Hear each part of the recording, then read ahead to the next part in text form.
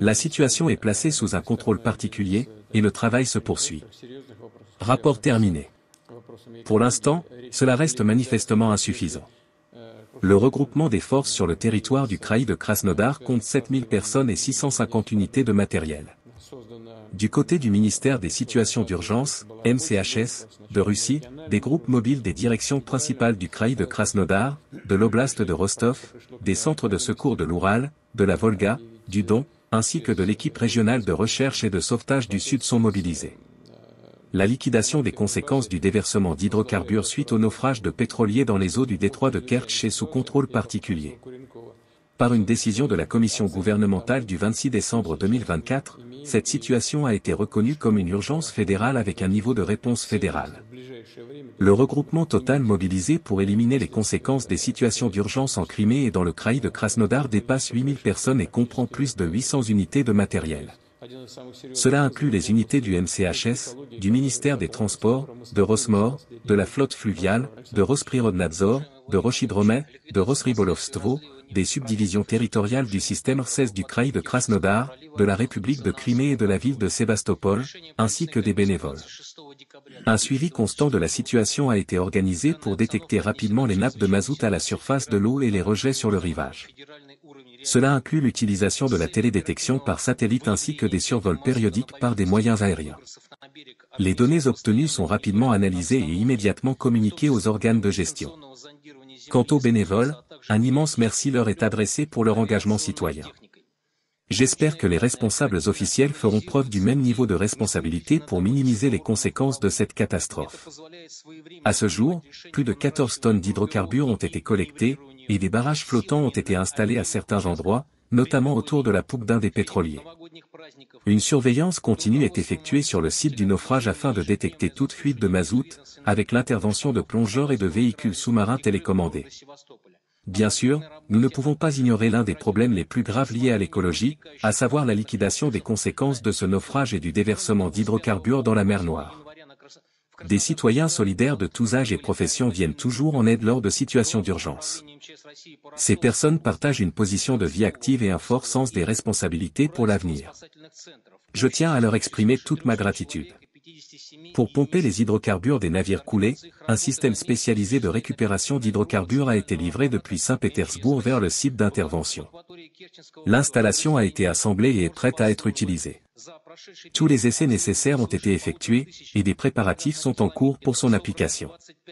À ce stade, si ce n'est déjà fait, les principales mesures visant à minimiser les pertes économiques et écologiques doivent non seulement être planifiées mais aussi mises en œuvre de manière active. Dans la zone du détroit de Kertch, plus de 1500 km² ont été examinés par les unités des services de secours maritime. Plus de 25 tonnes de liquide contenant des hydrocarbures ont été collectées. Près du littoral, y compris dans le port de la ville d'Anapa, plus de 38 000 m² de surface maritime ont été traités avec des absorbants. Nous devons tout faire pour résoudre la question des fuites restantes. Il est impératif de réfléchir dès maintenant au plan de récupération des réservoirs submergés. Tout cela doit être collecté, analysé et systématisé immédiatement. Je demande au gouvernement de traiter cette question avec sérieux, et à tous les services compétents de travailler sur cette tâche pour proposer un plan d'action dans un délai très court, en tenant compte des perspectives d'augmentation de la température de l'eau en mer Noire au printemps, et encore plus en été.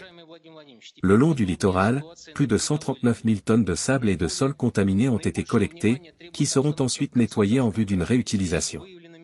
D'abord, il avait été décidé que cette opération serait gérée au niveau régional, mais finalement, il a été convenu que le travail devait être mené au niveau fédéral, avant de conclure qu'une situation d'urgence fédérale devait être déclarée. Le discours que nous venons d'entendre met en lumière une situation critique, mais aussi une réponse massive et coordonnée de la Russie face à une catastrophe écologique sans précédent dans le détroit de Kertch. Prenons quelques instants pour analyser les principaux points abordés et comprendre leurs implications à la fois pour l'environnement, l'économie et la gouvernance.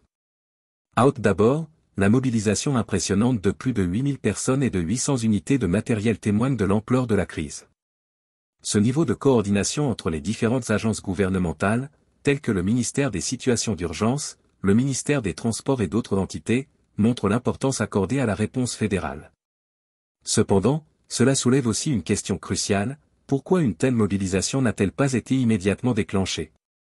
L'hésitation initiale, où la crise était gérée à un niveau régional avant de passer au niveau fédéral, révèle un manque de préparation pour ce type d'événement. La priorité absolue a été donnée à la limitation des dégâts écologiques, et les chiffres sont parlants. 14 tonnes de produits pétroliers récupérés, 139 000 tonnes de sable et de sol contaminés collectés, et des barrages flottants installés autour des épaves. Mais au-delà des chiffres, il y a une réalité inquiétante, le pétrole a déjà pénétré l'écosystème marin. Ce type de pollution a des conséquences à long terme sur la biodiversité de la région, notamment sur les poissons, les oiseaux marins et les récifs coralliens. Peut-on réellement réparer ces dégâts, ou sommes-nous face à des pertes irréversibles?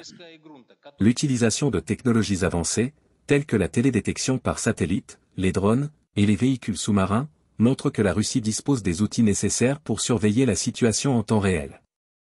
Mais ces technologies, bien qu'impressionnantes, sont-elles utilisées de manière proactive ou simplement réactive? L'un des points faibles de la gestion des crises écologiques est souvent le manque de prévention.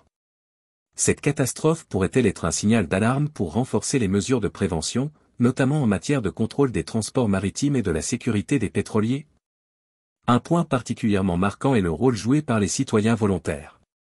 Ces hommes et femmes, de tous âges et de toutes professions, incarnent une véritable solidarité face à la crise. Le président a salué leur engagement, et à juste titre. Cependant, cet enthousiasme populaire doit être soutenu par des infrastructures et des ressources adéquates.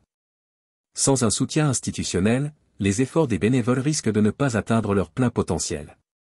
Comment la Russie pourrait-elle mieux canaliser cette énergie citoyenne dans des initiatives écologiques à long terme?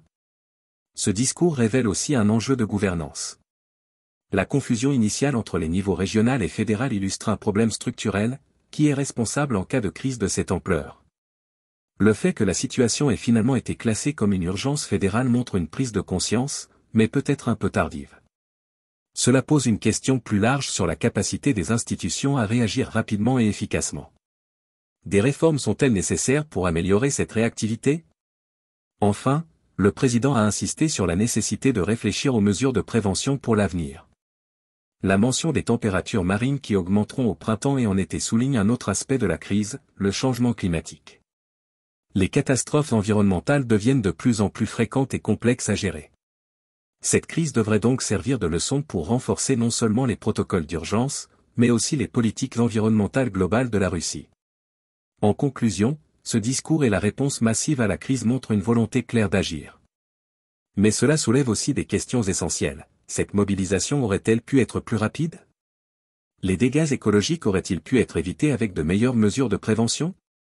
Et surtout, que faisons-nous pour prévenir la prochaine catastrophe? Ce naufrage dans le détroit de Kerch est un rappel brutal de l'impact des activités humaines sur notre planète. Il appartient maintenant aux dirigeants, mais aussi à chacun d'entre nous, de tirer des leçons de cette tragédie. Partagez vos réflexions en commentaire, que pensez-vous des mesures prises et quelles solutions proposeriez-vous pour éviter que cela ne se reproduise? À très bientôt.